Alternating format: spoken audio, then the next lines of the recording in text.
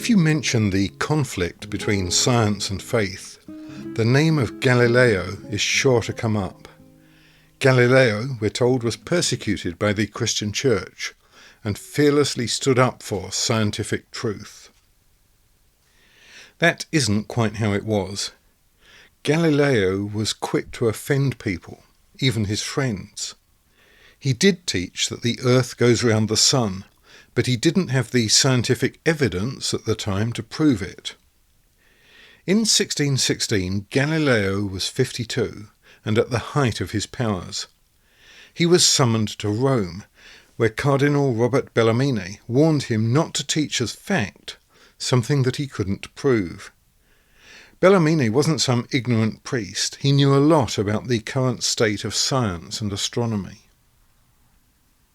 7 years later, in 1623, Galileo's friend, Cardinal Maffeo Barberini, was elected Pope Urban VIII, and a few years after that, in 1632, Galileo published his great book, the Dialogue concerning the two chief world systems, and in this he went back to claiming that the earth goes round the sun. He's summoned to Rome in 1616, and he is warned by Cardinal Roberto Bellarmine, a man who knew a great deal about the astronomy of his day and was a cardinal, that really he shouldn't teach us the truth what he couldn't prove. Now, I don't think anybody would disagree with that suggestion.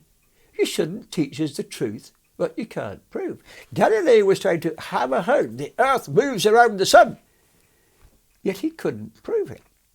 And it was Bellarmine who said, we keep to the traditional non-moving earth theory until new data emerges to show that it does move.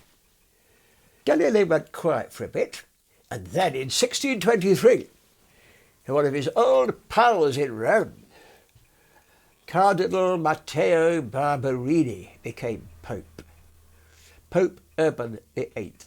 Note, Galileo's friend, a cardinal, becomes Pope. Can you get higher in your order of Italian friendships than that? At this stage, Galileo is about 50, so he's no chicken. On the other hand, he's no child either. We know that Barberini loved listening to Galileo tear people apart at private dinners, who Galileo liked to tear apart, and perhaps at Barberini or Urban VIII did especially that. Galileo attacks certain members of the Jesuit order, who had once been his supporters, but wouldn't go so far as to say it is the truth. It is an interpretative device. In 1616, Galileo had been officially warned off teaching his system. But in 1632 he went ahead and published a book on it. Not only that, but what he said in his book got him in trouble with the Pope, and ended up with him being put on trial, as we'll see next time. The trial of Galileo wasn't a simple conflict between science and faith. It was a complicated tangle of personalities and politics.